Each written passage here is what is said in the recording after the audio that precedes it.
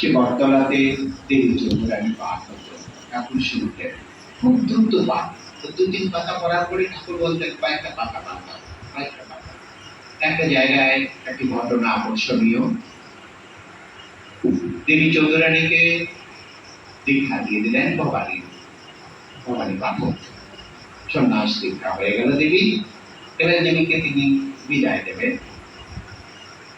মাঝরাতে উঠে ভবানী পাঠক দেবীকে জিজ্ঞাসা করলেন, দেবী তোমার চলবে কি করে? তুমি তো সন্ন্যাসী হয়ে গেছো, এবার আমি আর তোমার খাদ্য দিতে পারবো না, এবার তোমার চলবে কি করে? দেবী উত্তর করিলেন, আমি বৃত্তশালীদের বৃত্ত হরণ করে সেটা গরিবদেরকে বিলিয়ে দিই, মাঝে আমার টুকু রেখে বৃত্তশালীদের বৃত্ত হরণ করে আমার জন্য রেখে বাকিটা বিলিয়ে দেব। এটা কেমন হয়ে গেল? সন্ন্যাসী চুরি করে ডাকাতি করে খাবে, এটা কেমন হয়ে গেল না? এটা লিখলেন অদ্ভুত ভাবে লিখলেন আমাদের বঙ্কিমচন্দ্র চট্টোপাধ্যায়। এটা কি আমাদের ধর্ম? সন্ন্যাসী ডাকাতি করে, সন্ন্যাসী চুরি করবে, অর্থ লুট করবে? কোন জায়গায় আছে এটা? কোন শাস্ত্রে আছে? কি করে বঙ্কিমচন্দ্র এই কথাটা লিখলেন? এর দেবী ভবানী পাঠক প্রতিবাদ করলেন, মানে বঙ্কিমবাবুই ভবানীকে দিয়ে প্রতিবাদ করলেন, না দেবী না, এটা ঠিক। তখন দেবী চৌধুরানী বললেন, আমি বৃত্তশালীদের বড় লোকদের ধন লুট করবো, লুট করে সেই লুটের ধন কৃষ্ণকে দিয়ে দেবো, সেই ওখান থেকে একটু প্রসাদ আমি গ্রহণ করে বাকিটা গরিবদেরকে দিই।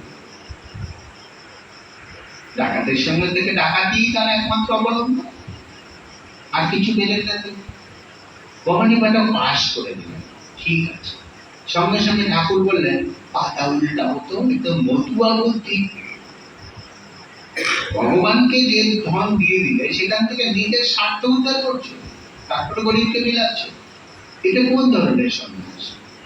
এই সন্ন্যাসীটা আমাদের এই মতুয়া পাতা উল্টাও, এটা বলতে পারে না, মিলতে পারে না। এইটুকু আছে, কথা মিল আছে। শেষে দেখা গেল বঙ্কিমবাবু নিজেই হত্যা করে দিলেন। একবারে শেষ টানে গিয়ে দেখো দেবী চৌধুরানীর শেষ কলমে তিনি লিখছেন, ওই দেবী পরের দিন সকালবেলায় দেখা গেল দেবী কলতলায় বসে বাসন মাজছে। এই ছিল দেবী চৌধুরানীর শেষ। মানে ওই চৌধুরী বাড়িতে ডাকাতি করতে গেছে, যেখানে তার বিয়ে হয়েছিল, সেখানে গিয়ে ডাকাতি করতে গিয়ে তিনি নিজের স্বামীকে খুঁজে পেয়েছেন, খুঁজে পেয়ে তিনি আবার সংসার জীবনে ফিরে গেলেন। সন্ন্যাসী সংসার জীবনে ফিরে যান, কেমন তো সাহিত্য, অথচ ভীষণ জনপ্রিয় সাহিত্য, এত বড় প্রতিভা বঙ্কিমচন্দ্রের, কি করলেন এটাকে নিয়ে? ঠাকুর যেন মানতেই পারলেন না। অ্যাকচুয়ালি তিনি সন্ন্যাসী ছিলেন, তিনি বৃত্তশালী, অনেক পড়াশোনা শিখেছেন, ধর্ম সম্বন্ধে তার ভিতরে একটা আগ্রহ ছিল। তিনি ভেবেছেন যে একদিন এই ভারতবর্ষ সন্ন্যাসীর অধীনে গেলে ভারতবর্ষ ঠিক জায়গায় পৌঁছাবে, কিন্তু কি পদ্ধতিতে যাবে সেটা ঠিক করতে পারছিলেন। একদিন অধর সেন, তিনিও তখন কালেক্টর ছিলেন, ঠাকুরের শিষ্য, ওর বাড়িতে কোন অনুষ্ঠানে ঠাকুর নিমন্ত্রিত। বঙ্কিমবাবু এলেন সেখানে, একেবারে ইংরেজ পোশাকে, ইংরেজিতে তাদের চর্চা চলছিল। অধর সেন, বঙ্কিমবাবু আর সঙ্গে আরেকজন, একেবারে অনাহুত রবাহুতের মতো ঠাকুর সেখানে গিয়ে হাজির হয়ে গেলেন। তার পোশাকও সেদিন খুবই ছিল যে একবারে সাধারণ, মানাতো না ওই সব মানে সাহেবদের মতো তার পোশাক তো নয়, এবং তাদের কাছে যাওয়ার মতো। সেদিন ঠাকুরের পোশাক একেবারেই হাঁটুর উপরে ধুতি, গ্রীষ্মকাল ছিল, একেবারে ওই একটা আঁচল গায়ে যেমন আমরা ঠাকুরকে দেখতে পাই সেরকম নগণ্য পোশাকে ঠাকুর হয়। সরাসরি বঙ্কিমবাবু দেখা, অগ্রপোস্টা কিচ্ছু নাই, কোনো কিছু নেই, ডাইরেক্ট দেখা। গিয়ে বললেন, আচ্ছা, ওই পরিচয় করে দিয়েছিলেন, অধর সেন পরিচয় করিয়ে দিলেন, ইনি বঙ্কিমবাবু।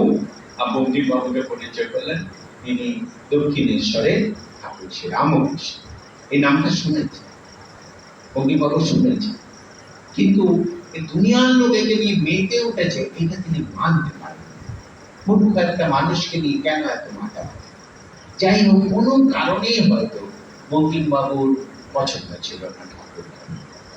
ঠাকুর বঙ্কিমবাবুকে জিজ্ঞাসা করলেন, তোমার নাম তো বঙ্কিম, কিসে তুমি দেখা? অবজ্ঞা, একেবারে নেগলেক্ট শব্দটা আমরা বলি না ইংরেজিতে, একেবারে হেয় জ্ঞানে ঠাকুরকে উত্তর দিলেন, আমি ইংরেজদের জুতায় ব্যথা। ঠাকুর বললেন, ছি ছি ছি, কি বলছো গো? না গো না, বলো তুমি কৃষ্ণ প্রেমে বাঁকা। বঙ্কিমবাবু ব্যাস হয়ে গেল শেষ। নাম বঙ্কিম, কিসে বাঁকা উত্তর দিতে পারলেন। আর তারই সব ইংরেজ বন্ধু বান্ধবের সামনে ঠাকুর ছোট্ট করে তাকে উপদেশ দিচ্ছে, এটা তিনি মেনে নিতে পারলেন না। এরপরে ক্রোধ উৎপন্ন হলো, অবজ্ঞার সঙ্গে পেছন ফিরলেন। ঠাকুর ছাড়বেন না আজকে। সমাজে তুমি রচনা করছো, সমাজে কি দিচ্ছ, পাল্টাতেই হবে তাকে। আজ তাকে একটা করবেন ঠাকুর। যারা সমাজ পাল্টাবে তারা ঠিক পথে যেন পাল্টায়, সেই লড়াই আজ ঠাকুর নেমেছে। তাই ঠাকুর ছাড়বে না। ঠাকুর আবার চলেছে, কথায় কথায় জিজ্ঞাসা করতে, আচ্ছা বলো তো মনুষ্য জীবনের উদ্দেশ্য কি? বঙ্কিমবাবু হেলায় উত্তর দিলেন, ভালো খাবো, ভালো থাকবো, বংশ বিস্তার করবো, সুখে থাকা, এটাই উদ্দেশ্য। ঠাকুর বললেন, তুমি এত ছ্যাঁচ